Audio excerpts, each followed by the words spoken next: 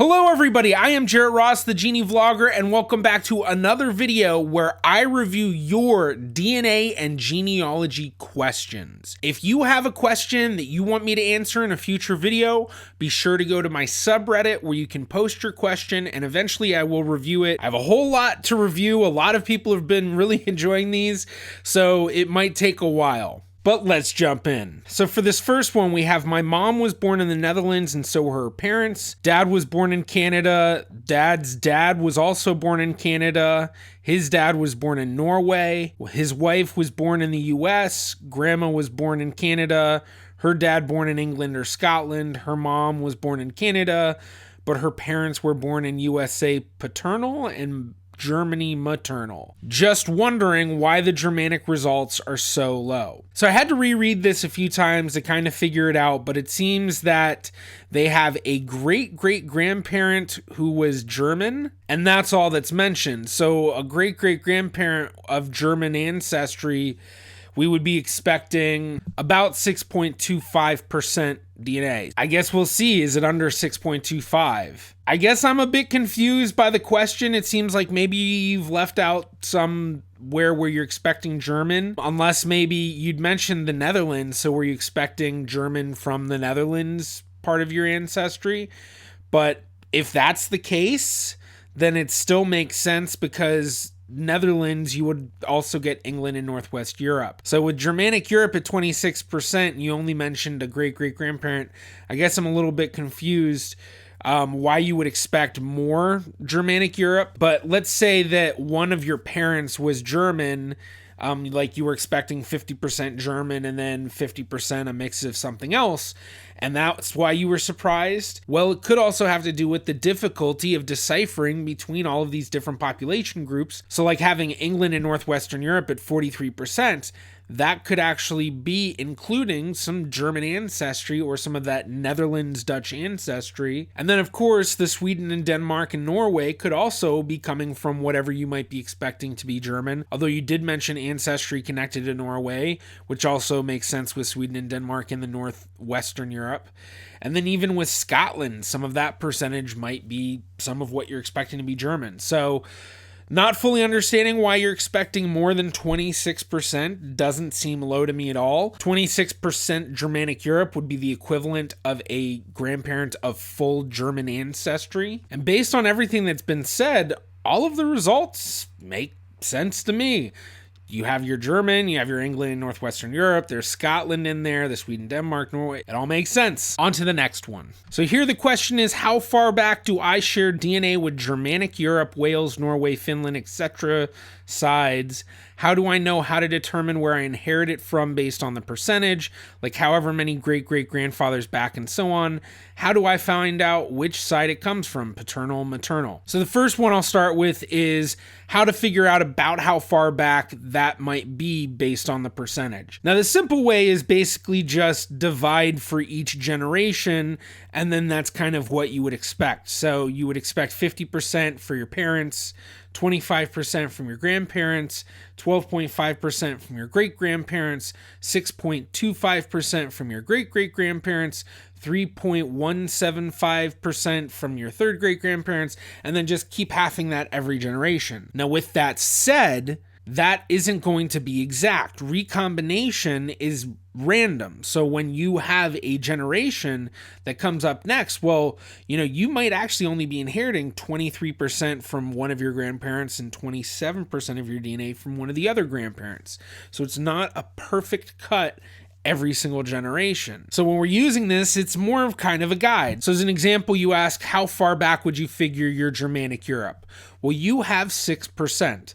So what's the closest ones to 6%? Grandparent at 25%, far off. Great-grandparent at 12.5%, pretty far off, but technically possible. But then 6.25% for great-great-grandparents. So it would be possibly a great-great-grandparent. But that also is assuming that this Germanic Europe is only coming from that one great-great-grandparent. So if maybe you have a third great-grandparent on your mom's side and a third great-grandparent on your dad's side who are both fully German and it would come up Germanic Europe for them, well, you'd only be getting 3% or so from each side, but then you add that up and then you get 6%. So that's why you'll often hear me say, assuming it's coming from one recent ancestor. And now the next question, how do I find out which side it comes from, is a lot more complicated to answer. The simple way is if you have a parent who can do a DNA testing, then you can do what's known as phasing your DNA. So every part of your DNA, every marker that they're looking at two bases, two nucleotides. So for anyone who remembers biology, this is the ACTG. And so at each spot, there are two nucleotides, one which came from your mom, one which came from your dad. And these tests are not able to determine where those came from. So when you phase, then that will tell you which side it's coming from. Now, there are also a few other tricks that you can use, one of the biggest ones being the X chromosome. Another way of doing this is by doing what's known as DNA painting. You basically find cousins that you know who have tested. So maybe it's first cousin, second cousin, third cousins, whatever. And wherever you're sharing DNA with that cousin, it's expected that that DNA came from whatever shared ancestors you have. So if you have second cousins who have tested and you know exactly how they're related, so basically you know what great grandparent you and these second cousins both descend from. So then you know that that DNA that you're sharing with those second cousins is coming from that great grandparent. And if you do a DNA painting of the chromosome, well, then you can correlate that DNA painting with any sort of chromosome painting of your admixtures. Now, Ancestry does not do chromosome painting. They don't even give you the chromosome browser information, which is a big unfortunate thing because genetic genealogists have been wanting it for years, and it would be extremely helpful, especially with Ancestry having the largest database, but unfortunately they just haven't done it. So it's certainly possible to figure out where it's coming from, but it's going to take a lot of work. But the biggest aside I have to say with all of it is, with these admixtures, it's just an estimate. So with a mixture like this, trying to really figure out, oh, well, where's that Germanic Europe coming from? You're going to have to be a little loose with it, because if you start tracing your family tree and maybe you find a French ancestor, well, that could account for the Germanic Europe reading. A lot of French and German have a lot of relation to each other, especially if you're looking at somebody who's in Eastern France. And then on top of that, you have England and Northwestern Europe. So you might start tracing your family tree and maybe you wind up in Denmark or the Netherlands or Belgium or something.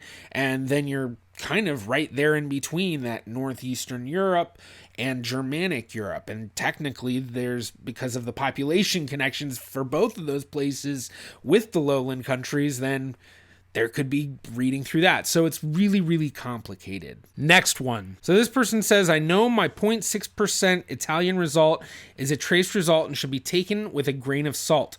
But if it is accurate in this small amount, would it most likely come from the Roman occupation of Britain, or is that just going too far back? Yes, you're right. That is going too far back. I mean, I guess maybe there is some sort of possibility that there was some ancestor from the Roman occupation of Britain, and then that DNA ended up being passed to you unchanged over generations and generations. But that's kind of like a really, really, really, really far down the list of possibilities, because there's a whole lot of other possibilities. Possibility number one, 0.6% is just a trace result. And so that Italian might just be a misread of some other European ancestry that you have. Now, assuming that this isn't a misread and that it would be coming from an ancestor at 0.6%, you're going to be looking at maybe like a fourth, fifth great grandparent or further back, assuming that it's coming from just that one ancestor and not multiple ancestors throughout your tree. So if it's a third great grandparent, depending on your age, let's assume that you're of my generation, so I'm a millennial, I was born in the 80s,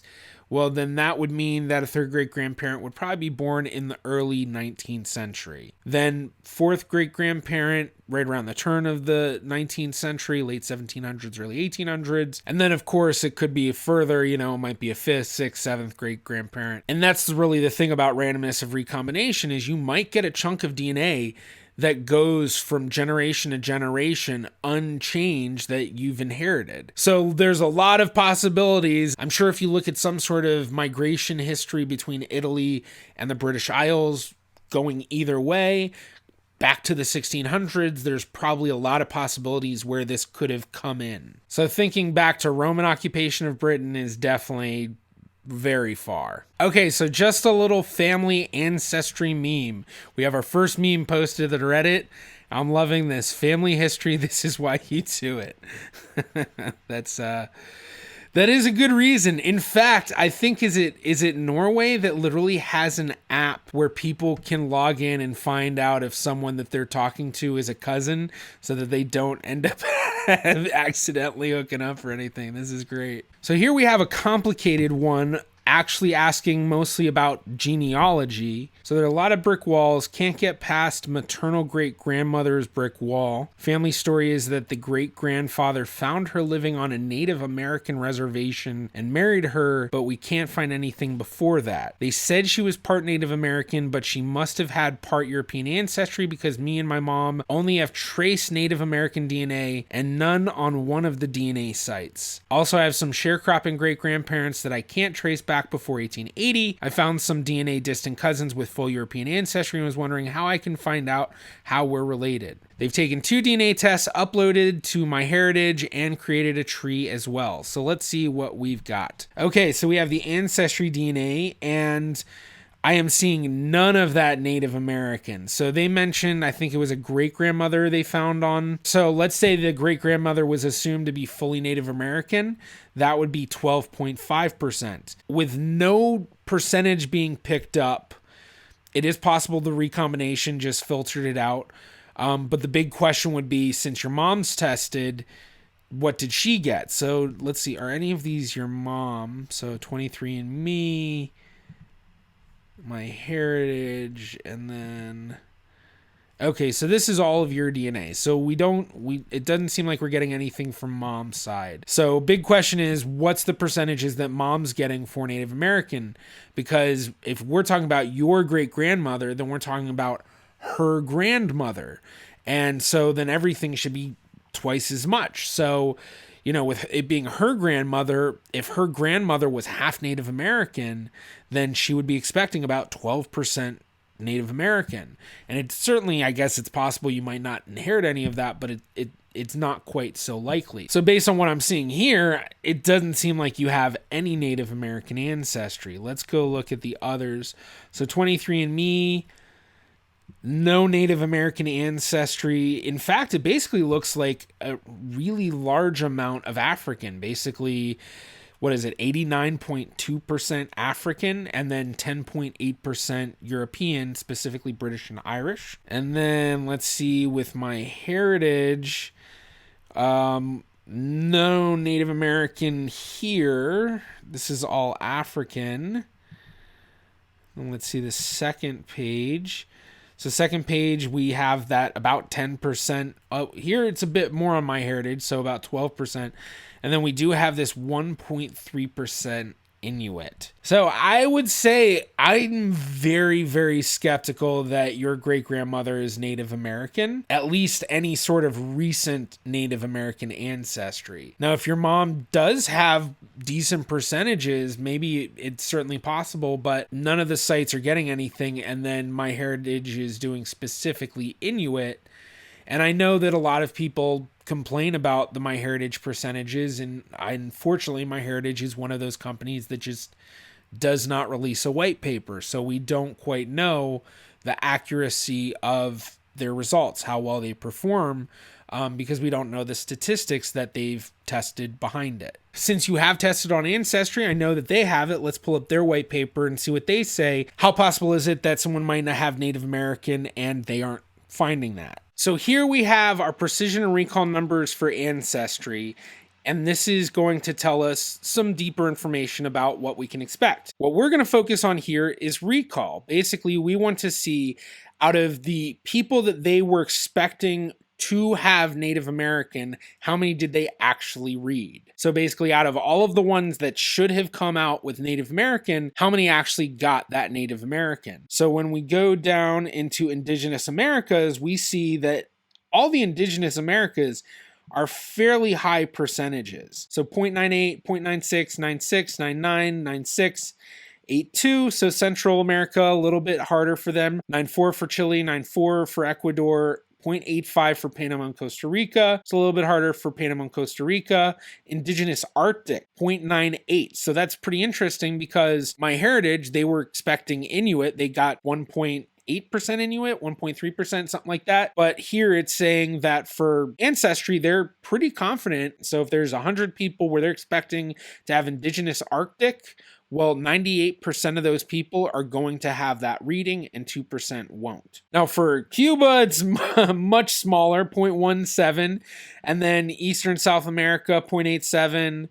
Haiti and Dominican Republic, 0.46, Puerto Rico, 0.89. So for the most part, we're seeing that the majority of the indigenous Americas on Ancestry have fairly high recall numbers. Now, there were a few indigenous groups that had low numbers, so it certainly is possible maybe she has Native American ancestry coming from there. But another part of that question comes to, what do you know about where she came from? You say she came from a Native American reservation. Do you know where?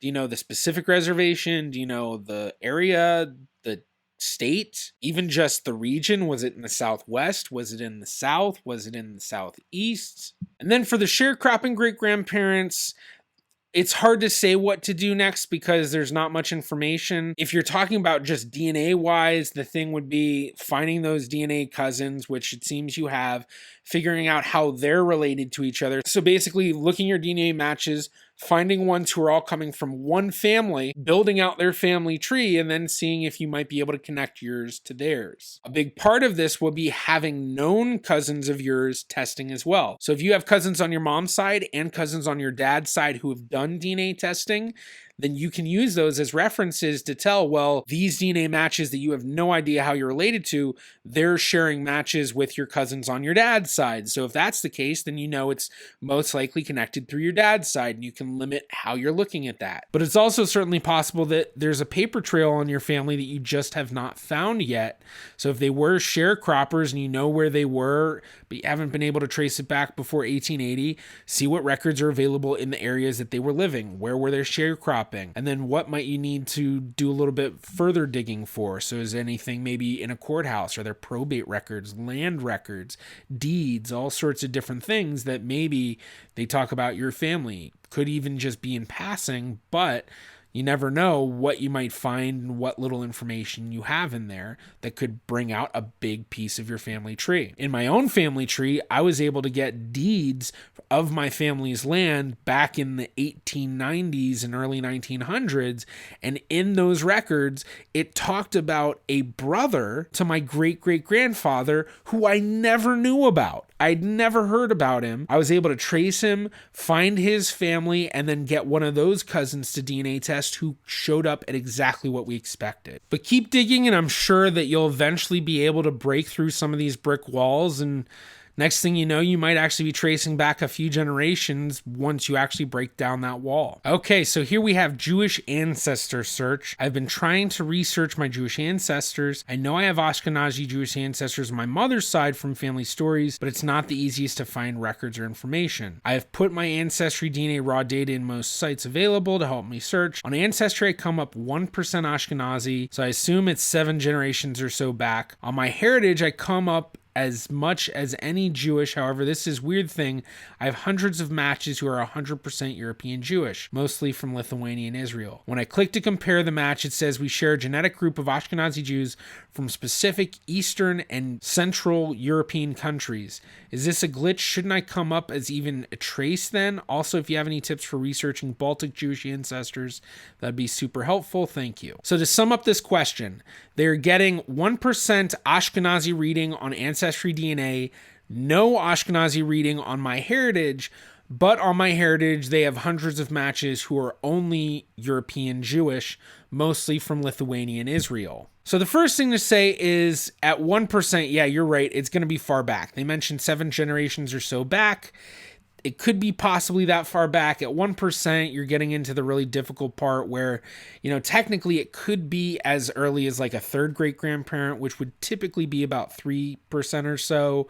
And then it could go further back than that. Now, the admixtures are just an estimate. And I've said this already in this video, but because MyHeritage doesn't give a white paper. It's hard to tell how reliable their admixtures are, or at least how well they perform in any sort of statistical comparison. So the best thing to use are matches. And if you have a bunch of matches where they are 100% European Jewish, then it's most likely coming from whatever Jewish ancestry that you have, unless all of these people have some sort of European ancestry that they don't know about that's connected to you in enough of a recent way that you would be matching. So the first question I have is, how big are the matches? If you do have matches that are 100% European Jewish and they're over 50 centimorgans, even better, over 100 centimorgans, then you can be really, really confident about those matches. Now, if all of these European Jewish matches that you have are all like 10 centimorgans shared, 8 centimorgans shared, 15 centimorgans, then that's really not that confident. And, maybe you could figure it out, but it's going to be really difficult. So the next step from here is to take the highest matching matches that are 100% European Jewish and see, can you find any that are all coming from the same family. So the best thing would be if you could find matches where one match is a cousin to another match. So maybe you look at their family trees and you see, oh, well, this person has the same grandparents as this other person. Then that gives you a specific family that you can start looking into. And even better, if you can get your mom to do a DNA test, then you can get a better idea, because you might only be getting 1% Ashkenazi, but then maybe your mom tests and she gets 6% Ashkenazi. And then that's telling you, oh, well, yeah, actually it might be your third great grandparent and then her second great grandparent. Now, for anyone who does have Jewish ancestry and is dealing with genetic genealogy, you will run into issues of endogamy. If you're not fully Jewish, you don't have as much with the issues because you're only getting your Jewish ancestry from one side of your family, as opposed to someone where they have it on their mom and dad's side, so they could be related through their mom and dad's side distantly. But if you'd like to learn some tricks to overcome the issues of endogamy with Jewish genetic genealogy, be sure to check out this tutorial I made right here. And if you enjoyed this video, please be sure to give it a thumbs up. That really does help me out. If you'd like to subscribe, click right about here. I'm the GeneaVlogger. Catch you in my next video.